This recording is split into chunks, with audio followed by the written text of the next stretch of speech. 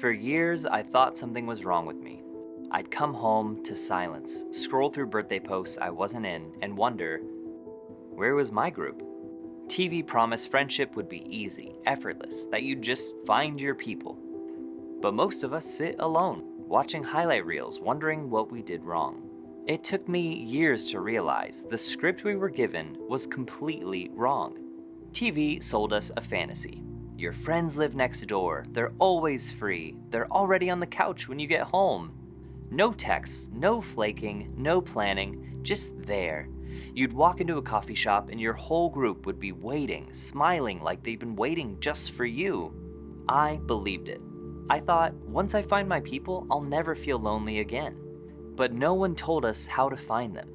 They didn't show the fear behind the invite, the silence after a vulnerable message, the let's hang soon that never becomes real. So we waited, like friendship would just happen to us. And when it didn't, we wondered if maybe it never would.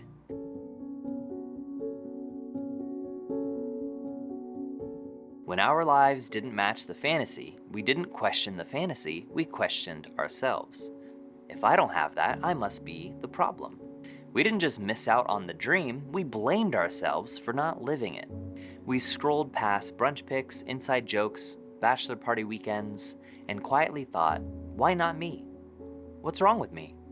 There's a kind of grief that comes from friendships that never formed, from people fading without explanation, from always being the one not invited. A lot of adults quietly struggle with friendship and think they're the only one. Nobody warns you that being friendless at 30 can feel more shameful than being single.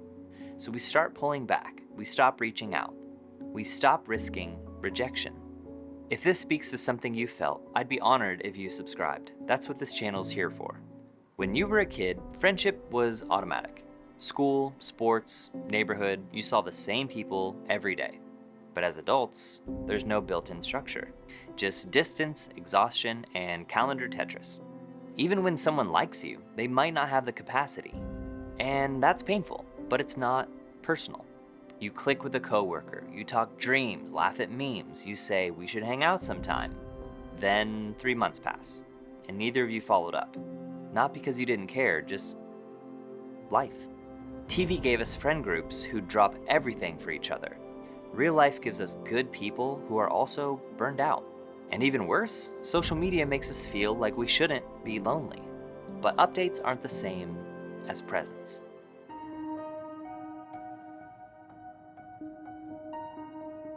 As a result, we've started to settle for surface. Group chats with no depth. LOL instead of, I miss you. Memes instead of real questions. Because asking, how are you really doing, might sound too intense. We don't want to seem needy, so we go neutral. We stop being known. And slowly, we start performing our lives in front of people instead of living them with people. Friendship used to be sleepovers and Pokemon cards. Now it's watching their life updates through a screen. TV said we'd share everything. Now I scroll past big moments I didn't even know were happening. What TV didn't show is that real friendship is often quiet and slow. They didn't show the effort behind connection, the calendar reminders, the just checking in texts, the voice texts during a grocery run. Real friendship isn't always board games and big hugs. Sometimes it's just showing up when you don't have the energy. It's not instant, not always convenient, but it's still real. Sitcoms gave us 22-minute resolutions. Real friendship takes years. Through silence, through reconnection, through grace. And it might not look like the highlight reel, but it's still beautiful, still worth it. When my recent video started gaining traction, my friend Jason texted me. He said he was watching the growth and was genuinely excited for me. We didn't go out to dinner, no champagne, no sitcom-style celebration, but I didn't need any of that. I had a friend who cared about something good happening in my life. I think that's all most of us really want.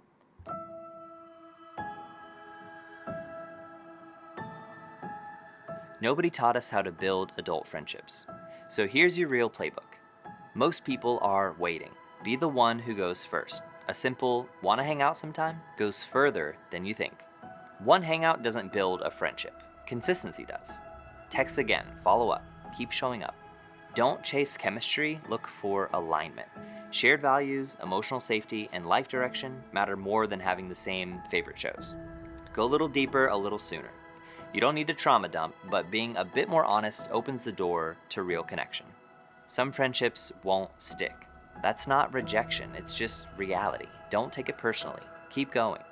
Deep friendships start small. They grow in quiet moments, second tries, and unexpected connections. We're not behind. We're just building something real.